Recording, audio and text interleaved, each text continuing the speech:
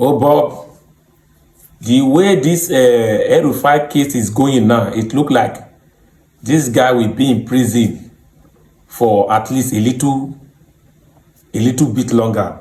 The way I'm saying the case now. Now, let me just start the story for you in case you don't understand. Now, 3 departments want to arrest Elrufai, Governor Elrufai, the former governor of Kaduna State. Three departments want to arrest him. Now, EFCC first of all arrest Elrufai.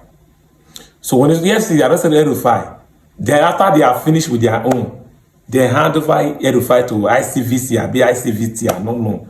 They hand over Elrufai to them.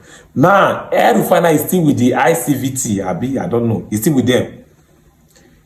Then DSS now has gone to court because Elrufai said he tapped, whether he tapped, I think, who is this person? Chief security wanting his phone. So that thing is against the law of Nigeria. It's against the law in Nigeria. So he has a case now with DSS. Now he's still with the ICVC. Now the DSS have went to court.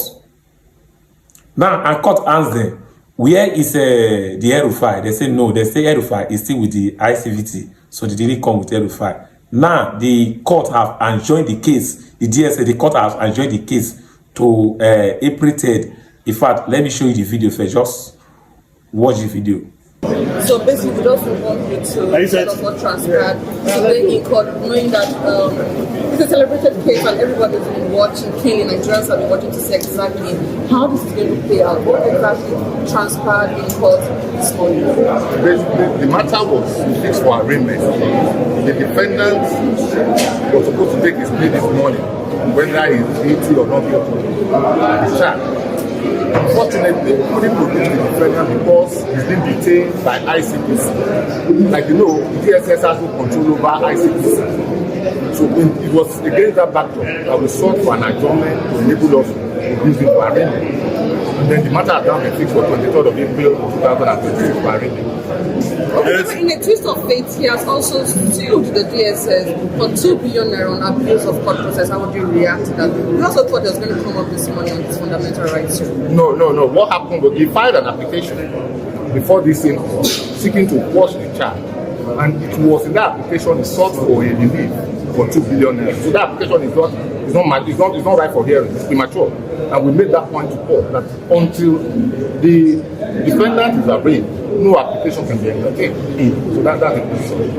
One from me, sir. The defense counsel made some submissions in court that the charges were filed 16, and you are seeking 2 weeks after, and he says there is an end to it. What do you make of that statement? No. Indeed, the charge was filed on the 16th, but ever since the charge has been filed, the defendant has been in.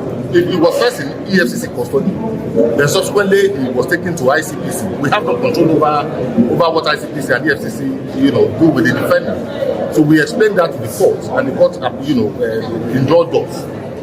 So it was against that backdrop that the matter has not been adjourned till 23rd of April. And if you recall, we were seeking for a short date. We were saying from the 10th because we don't want a situation where we come back tomorrow or next week and come and say the same thing. We don't have that assurance that we will leave ICPC before next week. So we sought for the 10th, but the court in its wisdom, having regard to the convenience of the court, gave us 23rd of April 2026 for arraignment. So that's the position. Okay, let me explain it to you again. 3 departments want to arrest Elrufai. EFCC first of all arrest Elrufai.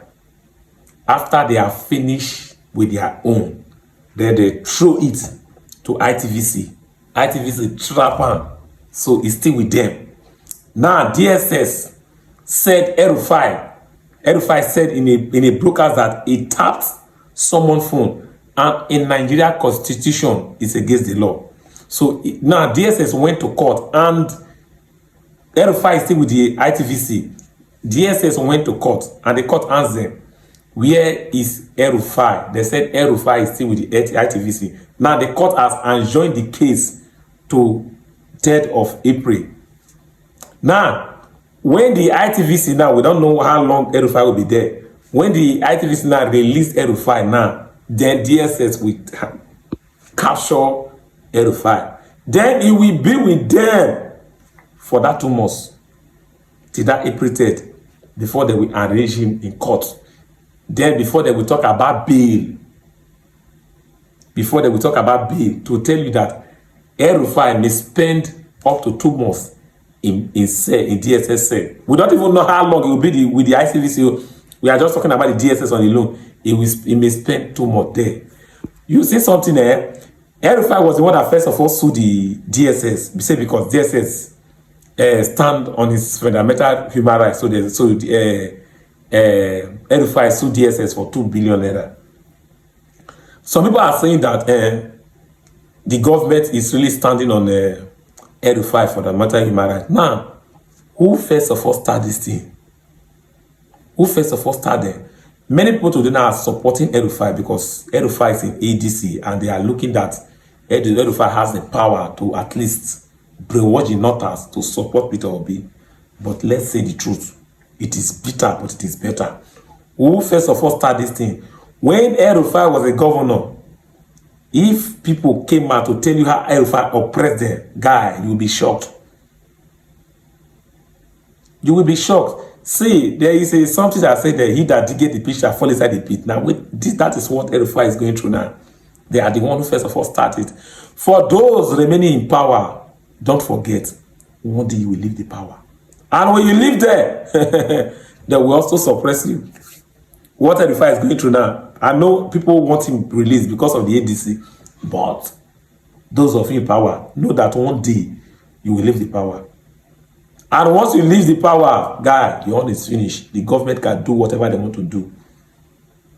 But anyway, let's see how the case is going.